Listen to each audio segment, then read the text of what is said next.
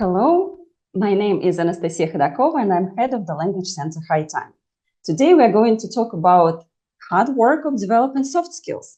And I'm going to share with you tips and tricks for teaching low-level teens. First, a little bit of the background information. So I come from a teacher training university and most part of my career was connected with that. But the tricks and tips that I'm going to share with you were actually gathered during summer programs for teens that I have conducted annually since 2015. I also presented on that and TESOL conferences 4 times. I tried them in international youth camps in Britain and Russia. As for the structure of our presentation, it is as following. We are going to talk about the program that is called Teen Stars. So the program is developed in this symbolic way using 5-pointed star, so that each skill is divided into different fractions or parts in the form of a star. And from this program, I'm going to share some sample activities for developing soft skills and resources for these activities, and also my reflections from that program. Хотите постоянно развиваться в преподавании иностранных языков? Школа Дмитрия Никитина проводит образовательные тренинги, конференции и курсы для преподавателей. Подробности о событиях можно узнать по ссылке в описании. So let's start with tips. I call them teen-wise ways for teaching. These include establishing rules, which gives teens a responsibility, choice, and they like being in charge. So let them be in charge sometimes. Diversity plus connection. They like something new, but at the same time, we want constant reinforcement and we want to make a puzzle and connect different skills and the steps into one whole. Quests for revision, which pose a challenge, as well as provide adrenaline rush, which teens really need. Games plus reflection.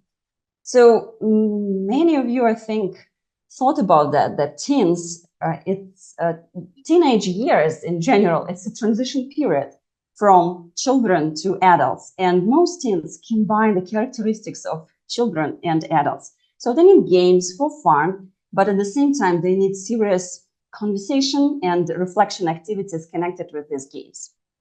Guest speakers, which provide space for sharing and answer the need of being heard. Projects for self-expression on different levels. But the main rule was actually formulated long time ago, which is I hear and I forget, I see and I remember, I do and I understand. So all these teen-wise ways should be connected with doing, with active involvement activities. Let's speak about establishing rules. With this, I usually give the floor to the students. Here in the picture, you can see one of the activities that I use to provide them with freedom of choice and freedom of establishing their own rules. That is called the tolerant person. Basically, what you need a big piece of paper. Sometimes I use wallpaper, or you can just use 2 flip chart pieces of paper connected together. Then you need a really small person from the group, and you put this person on the floor, and the group draws an outline of this person, making him the focus of everybody's attention. Then every student, or they can come in pairs, and write the qualities that they want in the group and that they don't want. So negative qualities that they don't want in the group, they write outside this person. I usually put this paper on the board just for the sake of convenience, but it can also be done on the floor with different students surrounding this person and writing in different places. So inside the person, students write qualities that they want in the group. It's also wise to revise these adjectives beforehand, so the students have some vocabulary, especially at their low level. Also, providing reference sources helps, such as dictionaries or computers. Well, the teacher can be also the reference source. The group members can be reference source. That's also great for revising opposites. And then this tolerant person stays for the whole program in the classroom. And if somebody behaves in a way that was not considered to be accepted in the group, then we can always point to this tolerant person and remind the rules. Another way of establishing rules that I like and use is using acronyms like free R or free P. You can give these suggestions to the kids, or they can come up with their own content for this acronym. For free R, we had respect, free respect R's, yeah, respect for place, respect for teachers, respect for teammates. For free P, we came up with practice, paying attention, and passion. But your students can provide their own content for this. Okay, the next point is diversity plus connection. So every day there is a new focus. There is a new skill that we focus on in the STAR program. And there are different layers in the planner that combines language, focus, and skill. There is also a Cambook connection. Students have a Cambook, and every day they work on a different skill, and they make notes. They actually have a star for each skill, soft skill that they work on. So each skill is divided into 5 pointed star steps. So to say there are quotes that we use for each skill. They are also in the Cambook. And daily routine brings connection as well, because every day has a certain plan, though every day is different. So usually there is warm-up, then there is idiom, chant, a quote, or riddle of the day, depending on the program, introduction of the new topic in a free P format, which is presentation, practice, introduction. I'm sure you all know that. There is a tea break during which we speak English and communicate. And then there is walk or project or talk at the end of the day. So this is an example of a quote about leadership from the Cambook, and also how leadership skill is divided into different sub-skills that we work on. So leadership is divided here into courage, communication, control, confidence, character. I'm sure you can come up with other C's for leadership, and there can be multiple focuses, and also soft skills are so interconnected that different sub-skills can be used in other soft skills, major skills as well. So the point of the program was to focus on the sub-skills for each skill and not to repeat them. This is an example of layers, how layers in the planner work. So here you can see day 1 and day 2. And for this STAR program, I used Ikigai philosophy, which focuses on the purpose of your being here on planet Earth. So finding your purpose. So day 1 from this philosophy was what you love doing. Day 2 was your strengths, what you can do well. And then every day was also one of the 21st century skills. Like day 1 was creativity, day 2 was collaborative leadership. You see, you can be quite creative with that. So leadership is not C, but if you make it cooperative or collaborative or whatever, then it becomes 5C and falls into this paradigm. And language focus also every day.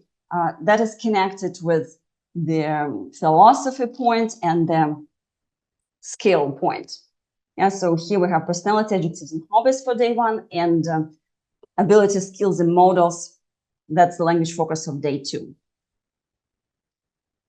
All right, here you can see students working in their Cambooks, and yeah, there is a star with all the different topics that are covered in the program. Every day we use the star diagram to work on a new concept and new 5C skill. Here is example of day 2 daily routine. So the warm-up is usually an active game. Here it's Princess Samurai Dragon game. I'm not going to talk about it in detail. You can Google it.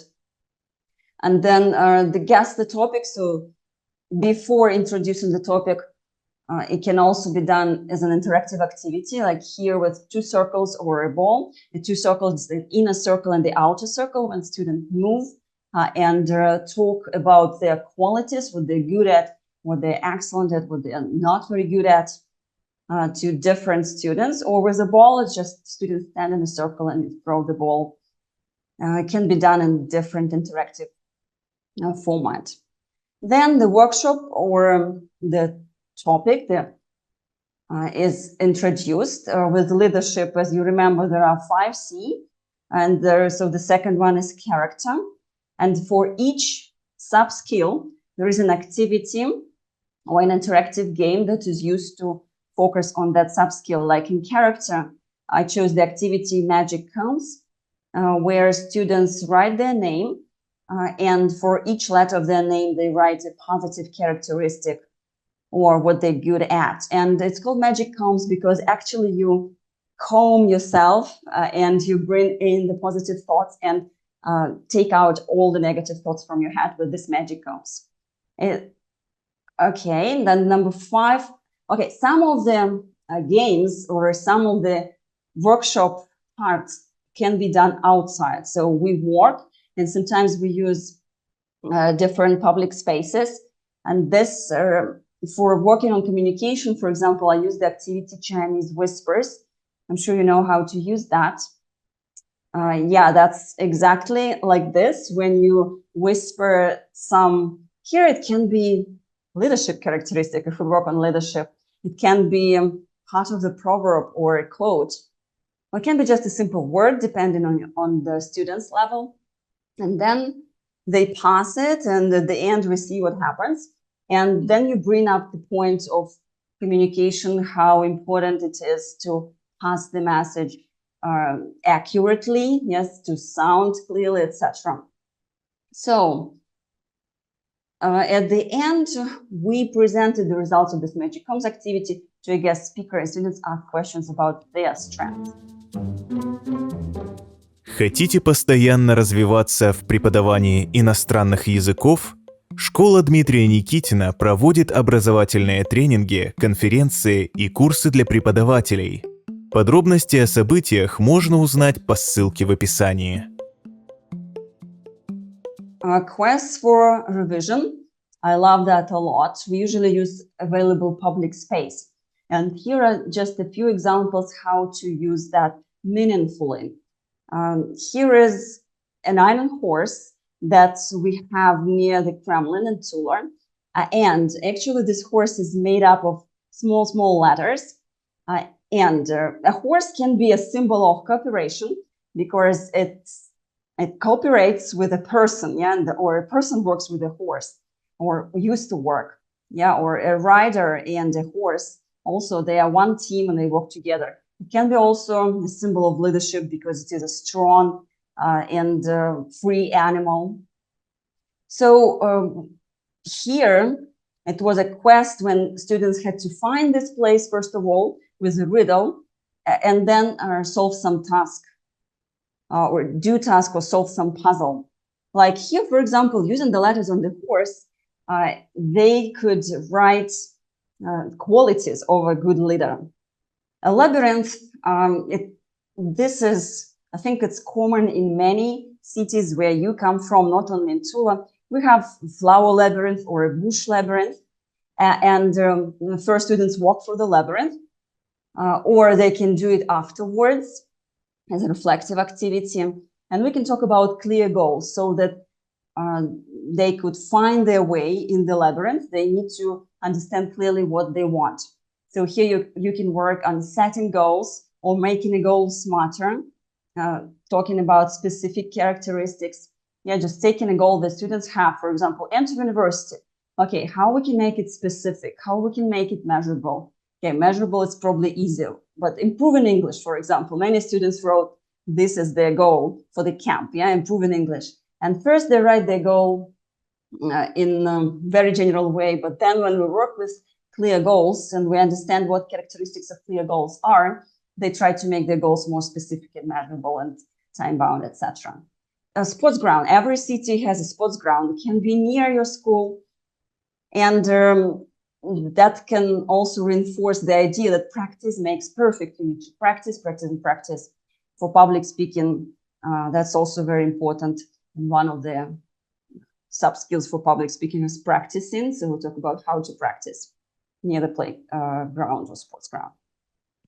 There is another example of a bridge, and to get the message across. So this communication activity that I talked about earlier can be done near the bridge or on the bridge. Okay, some more examples of active games that are combined with discussions afterwards. So for this game is very simple. It's actually NORs and crosses. But students write notes and crosses in teams, and the team that has a line of 5 notes or 5 crosses wins. Just I'll show you a little bit how it works. Ready, steady, go. So you can see the students are quite involved and active. It's not about running. Yeah, at first they think that they should be just first and they run. But then after we discuss it, they realize that it's not about running. Yeah, that it's actually about cooperation. So first they compete and they try to prevent the other team from filling in the line. But then they realize that they can't win this way and that they have a huge grid. So there is a place for every team to win. So if they just do not put their sign into the other team's line, then that's the strategy for winning. So that's how we discuss, and they realize that cooperation is better than competition. Okay. This is another very simple game that is called tongue twister battles. I use it for practicing communication, projecting your voice. So students from different teams read the tongue twister in pairs. So they stand opposite each other, like in a battle. And the team gets a point if a student projects their voice better. And each member from the team can try that and actually has to do it. Then after everybody is done, we discuss what was the most difficult in this activity, who sounded the most confident and why, how you can project your voice better. So let's also see how it goes a little bit. Vitalik, you're the man, so start. She sells on the seashore. The seashells, are seashells, I am sure. Well done. She sells seashells by the seashore. The seashells she sells are seashells, I'm sure. So you see that the teams are sort of nervous, they're following their partners, but at the same time, they're trying to revise and get ready for their own battles. And the boy made a mistake, but he was quite confident. He didn't even notice that. And we realized that, well, you don't seem confident if you read from paper. So that's how, by practice, by interactive activities, we come to the conclusion what is better and how you can be a better communicator and better speaker. Okay, guest speakers provide a great opportunity for students, especially if they're native speakers, but it shouldn't be a one-way street. Yeah, it's a two-way street. So it's not about them teaching teenagers something. Teenagers also need to share their personal life. So in the picture, you can see a girl sharing one of her hobbies, which is making badges. Also, asking questions is very important. Low-level students can prepare questions beforehand to be more confident. Also, if they're very shy and low-level, working in pairs is helpful. So when you're not face-to-face or one-on-one with a native speaker, but your friend is sitting next to you. Some project presentation is helpful, like when students are working on creating their own leaflet for the event, for example, then they invite the speaker to their own event, and at the end can be a sort of a competition. At the end, the speaker can choose which event he or she is going to. If the topic of the project or the topic of discussion is connected with daily focus theme, creativity, or whether it was leadership or critical thinking, that is really helpful as well. Here you can see some sample projects that we used in the program. Students make boxes to talk about their personal interests or daily routine. Shoe boxes are available everywhere. Then they can cut out pictures from magazine or draw something. Or some students brought their personal pictures, their family members, their friends, to show their interests. And again, somebody can just say a few words to introduce their picture, and somebody can tell a whole story about the activities in the pictures. Okay, another differentiation showed here is the reflection activity or evaluation stage. Again, we use the star because it's a star program. And in each point of the star, students were to write what they liked about the program. And as you can clearly see here, the yellow star, the person has wrote just a couple of words, but another person who is more fluent and more proficient in English wrote whole paragraphs. So summing up the tricks of teaching low-level teens, I would advise using brain-friendly ways. What is brain-friendly? That's when you have constant reinforcement, so revision, when you break down complex concepts into small concrete steps or action or games, and reinforce and teach every sub-skill with an interactive activity. When you practice language through active involvement in projects and games, and also using symbolic connections like with the STAR model helps a lot, bringing the 5C skills to life. And this way, little by little, a little becomes a lot. Just a few of the examples from the other days and other skills. For example, for creativity, maybe you remember the focus was on vocabulary that is connected with hobbies and different activities. So here I just used picture dictionary and gallery walk activity. Pages from the picture dictionary were put in different parts of the room, and students in pairs walked around. Yeah, there was timed walk, so there was an online timer, and students changed. So they walked clockwise or anti-clockwise around the room, doing different tasks. The first one can be to remember as many words as you can. Then it can be a word hunt task when they have definitions, or they have a gap fill activity and they look through different posters trying to find the word that they need. It can also be creative. They choose 3 words or more words from each page and write down sentences about themselves. Some sentences can be true. One sentence, for example, can be false. They can then they can work in pairs and try to guess which one is false. This creativity was day 1. It was quite difficult to guess because students didn't know by the time each other really well. And this activity also helps them to get to know each other. And they can also use these words to draw a star of their hobbies, which can be a creative project for Creativity Day. Another activity is called Fact or Opinion. It was used for teaching critical thinking. For this activity, you need different color cards, like I have red and green. First, students learn the difference between fact and opinion. Then they analyze some examples in groups. And then using the PowerPoint presentation, students have to decide whether it's a fact or opinion. It can be done in teams or it can be done individually, like in this case, depending on the number of cards that you have. This activity can be turned into true or false. You can use AI-generated images and real pictures so that students can raise the card and express their opinion, whether it's true or false, whether it's real or fake.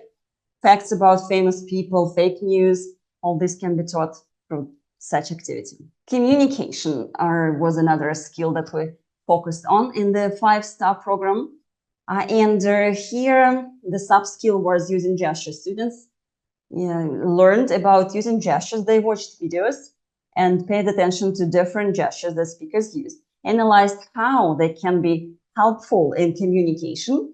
And then in groups, they came up with certain gestures that accompany words or phrases. And you can see the final stage of this activity when they present the gestures that they came up with. Let's see. Some of them are quite interesting. The second gest. Yeah, it was not mentioned, but it's actually think, yeah? So you can guess that. The second gest is there are different variants. And the third gest is well done. Okay. So they analyze that we can show a lot with our gestures, not only with words, and the gestures help to communicate more clearly. And here I'm sharing some of my must-have resources for teaching soft skills, books of activities, Seeds of Confidence, team building activities for every group, icebreakers, quizzes, questionnaires, and the QR code here is for the online book, the Monster Book. It can be done not only for teaching soft skills, but I use them a lot for this. Also, brain games pack. Хотите постоянно развиваться в преподавании иностранных языков? Школа Дмитрия Никитина проводит образовательные тренинги, конференции и курсы для преподавателей. Подробности о событиях можно узнать по ссылке в описании. An example activity from Seeds of Confidence, that's Magic Homes, that I have already discussed, when students write positive qualities, begin with each letter of their name. There are different variations in this book. For example, students can write it in colored paper, and then you put that around the classroom. Also, students can do it in pairs, so they can write 2 or 3 or half of the qualities while their partner think of the remaining words. But that is better to be done at the end of the program when students know each other well. Thank you very much for your attention. If you have any questions, I'm ready to answer them. You can find me on social networks, and by QR code you can get to the website as well.